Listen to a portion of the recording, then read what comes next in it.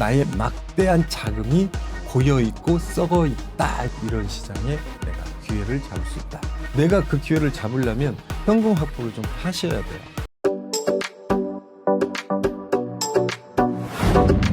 전세와 월세의 장단점에 대해서 한번 해볼까 합니다. 지금 주택가격이 많이 빠지고 있는 시장에는 전세가 지금 불리하다고 볼 수도 있겠죠. 왜냐하면 전세 같은 경우는 지금 주택가격이 많이 빠졌을 경우에 잘못하게 되면 깡통전세, 즉 거래가보다도 전세 보증금이 더 높아버리는 경우, 그래서 내가 찾아올 수 있는 전세 보증금을 채 다 찾아오지 못하는 경우가 있을 수 있다, 이렇게 볼 수 있어요. 또 한 가지는 막대한 자금을 전세라는 제도 안에 묶어서, 요즘같이 이제 고금리 시대니까 은행 융자를 껴서 넣어놓는 것도 좀 무거워질 수 있다, 이렇게 볼 수 있고요. 또 한 가지는 그 자금을 활용도가 실질적으로 굉장히 떨어지죠. 그래서 그 자금을 내가 사는 거에 목적으로 자금을 넣어놓고 있는 이런 시장, 즉 금리가 굉장히 낮고 시중금리나 은행 금리가 굉장히 낮은 시장에는 돈을 활용도가 굉장히 낮기 때문에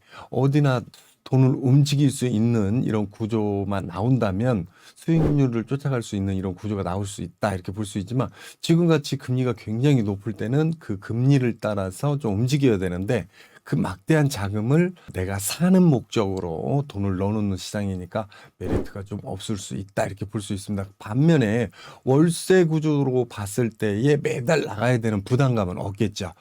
그래서 매달 나가는 지출 부분에서는 득은 될 수 있으나, 실질적으로 전세율이 굉장히 높은 이런 시장에 대한 전세 보증금으로 돈을 넣어놓게 되면 그 돈으로 유발될 수 있는 어떤 수익과 차익 부분에서 효과를 전혀 볼 수 없다. 그래서 나의 막대한 자금이 고여있고 썩어있다, 이렇게 볼 수 있기 때문에요. 실질적으로 주택 가격이 굉장히 높았다가 급격히 떨어지는 이런 시장에는 실질적으로 전세라는 제도가 그닥 전세로 들어가시는 분들한테는 메리트가 없어진다, 이렇게 볼 수 있을 것 같습니다.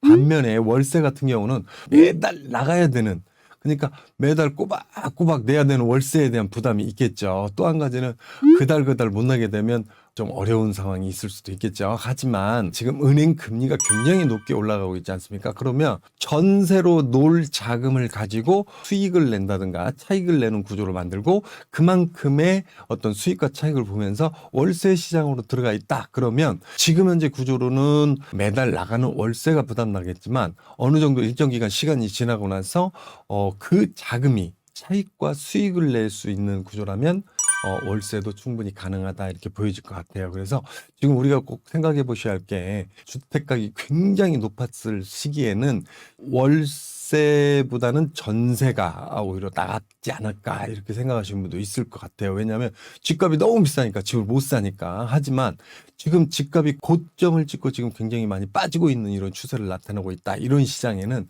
월세로 전환하시는 게 좋고요. 자산의 가치, 특히나 주거용 부동산 시장의 가치가 굉장히 많이 하락하는 시기에는 자금 확보 목적으로라도 전세를 월세로 좀 전환해 보시는 것도 좋겠다, 이렇게 보여져요. 그리고 그 막대한 전세 자금으로 묶여서 고일 수밖에 없는 자금을 월세 시장으로 전환한 다음에 그 자금을 가지고 다시 경기가 좋아지고 부동산 시장이 힘을 내기 전에 부동산을 좀 눌러놓을 수 있는 기회를 좀 잡는 것도 좋을 것 같다, 이렇게 보여져요. 그래서 나중에 눈에 당장의 어떤 차익과 수익이 보여지지는 않지만, 향후 2년에서 3년, 길게는 3년에서 4년 보고 투자를 했을 때, 전세로 들어갔을 때 2+2, 그러면 2년 플러스 2년, 그러면 4년 꼴딱 시간이 갈 수 있거든요.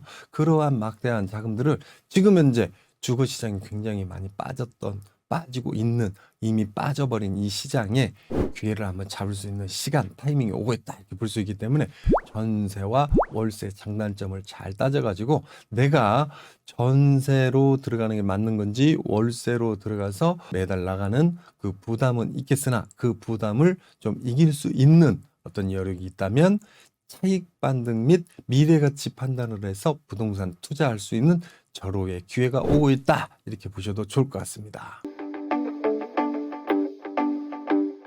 부동산은 꼭 세 가지 부분에서 가장 중요하게 저희가 봅니다. 유동량, 사람의 어떤 움직이는 발 숫자, 머리 숫자를 좀 따져봐야 되는데 그 유동량에서 가장 중요한 게 일자리겠죠. 일자리가 얼마나 많느냐에 따라서 그 지역의 부동산 가치는 높아질 수 있다 이렇게 볼 수 있기 때문에 전세 시장에서 나와서 월세 시장으로 들어가고 수익과 차익을 볼 때는 유동량 따져보셔야 되는 게 맞고요. 두 번째로는 접근성입니다. 그래서 접근성, 교통 호재가 얼마나 많으냐, 그 지역으로 사람이 얼마나 많이 들어갈 수 있느냐. 일자리는 많은데 거꾸로 접근성이 굉장히 떨어지는 지역이 있다.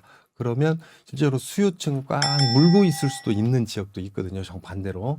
반대로 일자리는 좀 없지만 교통 호재가 굉장히 좋은 경우에는 외부에서 수요층을 많이 이렇게 흡수해서 빨아들일 수 있는 이런 역할을 할 수 있겠죠. 그래서 그런 부분.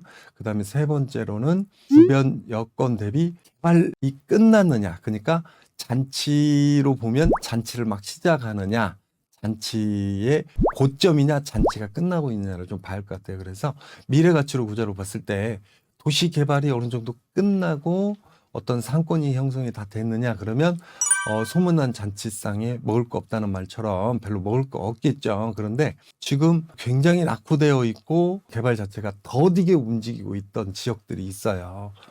예를 들자면 안양이나 성남 같은 데 이런 데 들 수 있겠죠. 이런 지역 같은 경우는 곧 잔치상이 굉장히 크게 열릴 수 있는 이런 시장이 있기 때문에 그런 시장을 볼 수 있겠다. 그래서 어느 시점에 내가 부동산에 접근하는 게 맞는가 이 부분들을 좀 따져가지고요. 전세 보증금을 받으신 분, 즉 건물주나 집주인이 그 돈을 가지고 또 다른 어떤 차익과 수익을 창출할 수 있는 기회를 내 손에 쥐고 있는 기회를 남한테 준다. 이런 부분을 좀 생각하시면 집값이 이렇게 많이 빠지고 있는 이런 시장, 거기다가 전 월세 비율이 굉장히 높은 시장에서 앞으로 떨어지는 시장으로 들어갈 때 이런 시장에 내가 기회를 잡을 수 있다.